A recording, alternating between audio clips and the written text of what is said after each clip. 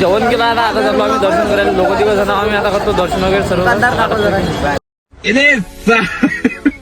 आता आजची काही शुभवर्षी जत्रा नाही बरं. आज ते रविवार असल्याच्यानं ते गर्दी जास्त आहे, त्याच्याने दुकाने गिकाने मांडलात. मग आपण गेलो थोडा वेळ फिरलो वगैरे वापस गेलो. तर इकडे चालू ते रोडगे. मग यायला रोडगे करू लागलं. जरा रोडगे केले यायला तसेच भट्टीवर टाकून दिले ते रोडगे. आता रोडगे टाकले भाऊ आरात नाही. आता कमीत कमी पाऊण घंटा खाते ते रोडगे. म्हणलं ते लोक मग एखादा चक्कर मारून आपण, कारण पंगत बसायला टाइम आहे. इकडे इकडे एवढ्या मोठ्या टू व्हीलर येलो होत्या बा की बस पार्किंग लावायला बी जागा नव्हती. अरे एवढे कार्यक्रम होते, तुम्हाला काय सांगा. जिकून पाव तिकून धुपटच निघून राहा. प्रत्येकाचे कार्यक्रम बेकार काम नाही राहा. पब्लिक जाम. इसमें तो मुझे समझ में ही नहीं आ रही है क्या प्रॉब्लम है.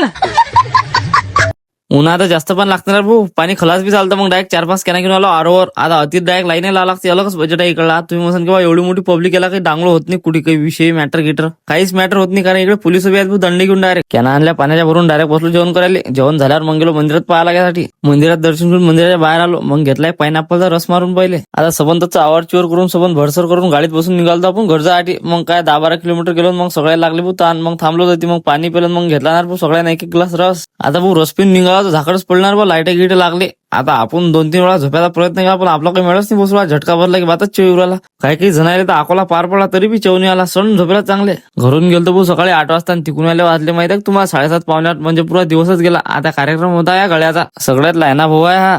तर मग आजच्यासाठी एवढंच मित्रांनो. भेटू पुढच्या ब्लॉग मध्ये. तुम्हाला जर असे इंटरेस्टिंग ब्लॉग पाहायचे असतील तर आपल्या आयडीला फटाफट फॉलो करून घ्या. भेटू पुढच्या ब्लॉग मध्ये.